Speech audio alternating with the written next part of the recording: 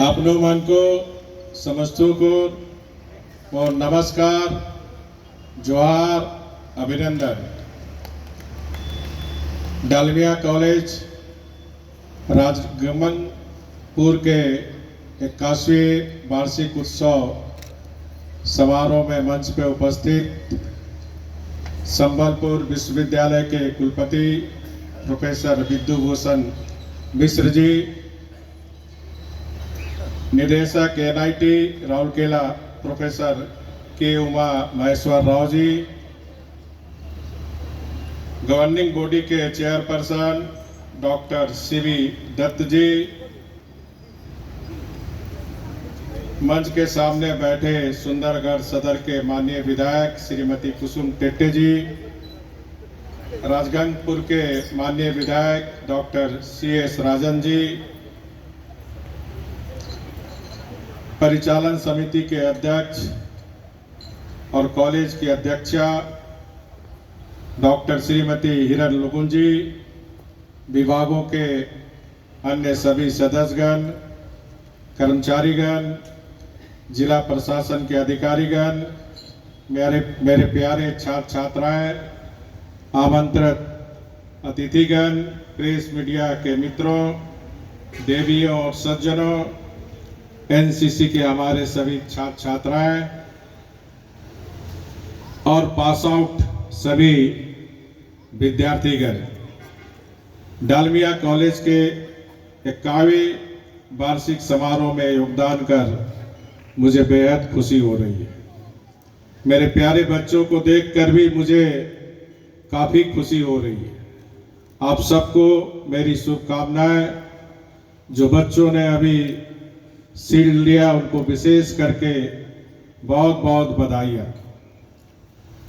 देश के युवाओं के साथ रहना, आपके साथ रहना एक अद्भुत एहसास है, क्योंकि आप नए भारत के पथ प्रदर्शक बनेंगे।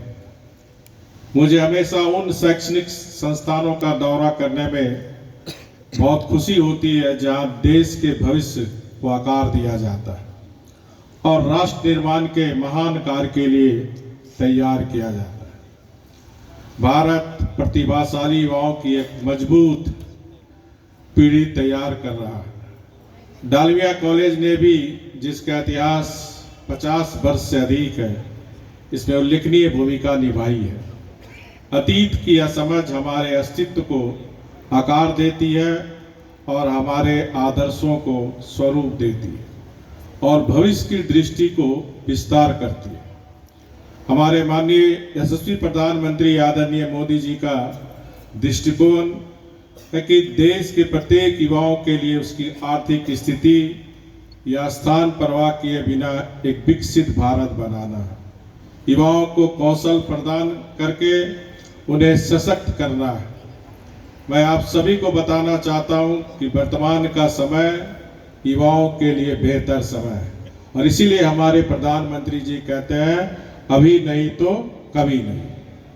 आज दुनिया पहले से कहीं अधिक अवसर प्रदान करती है।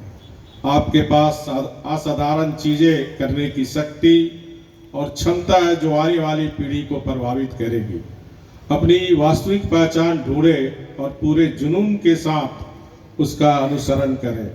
हमारे सामने चुनौतियां, लेकिन हर चुनौती से निपटने के लिए नवोन्मेषी समाधान, इनोवेशन समाधान खोजने के लिए हमारे पास युवा दिमाग है।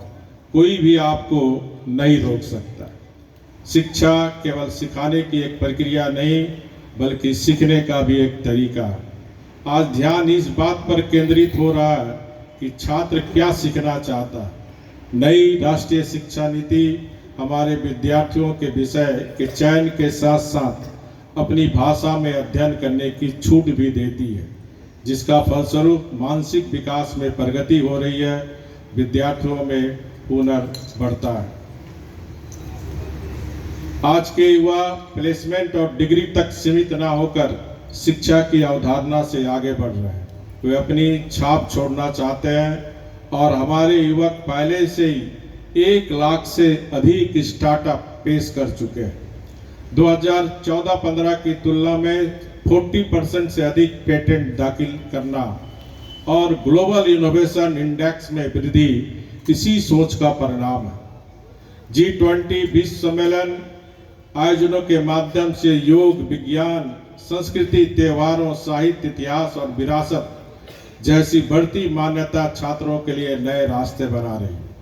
भारतीय युवाओं की मांग दिन ब दिन बढ़ती जा रही है, जो दुनिया को भारत के बारे में बता सके और हमारी बातों को दुनिया तक पहुंचा सके। आज हमारी बेटियां भी किसी से कम नहीं है।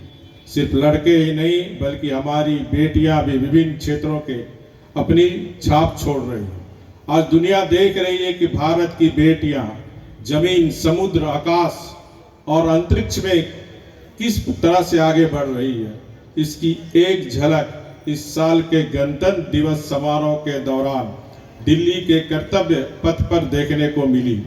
दुनिया ने जो कुछ भी देखा यह अचानक नहीं हुआ, यह पिछले कई वर्षों के लगातार प्रयासों का परिणाम है।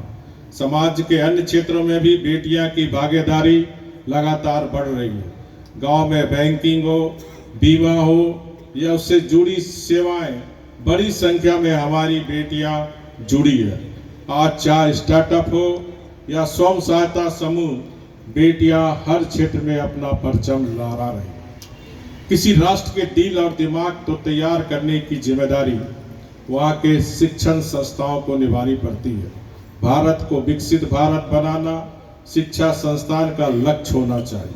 मुझे विश्वास है कि डालमिया कॉलेज अपनी यात्रा को आगे बढ़ाते हुए इन संकल्पों को पूरा करेगा। हमारी नई पीढ़ी को भविष्य के लिए तैयार होना चाहिए।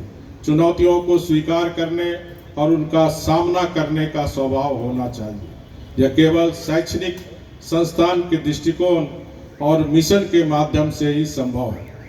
भविष्य बनाने वाले नवाचार यही होनी चाहिए।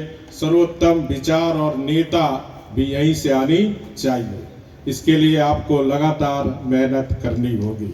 अंत में मैं सभी छात्र छात्राओं की उज्जवल भविष्य की कामना करते हुए कॉलेज का स्वर्णिम विकास की यात्रा निरंतर बढ़ता रहे आशा करते हुए वंदे उत्कल जननी। जय हिंद।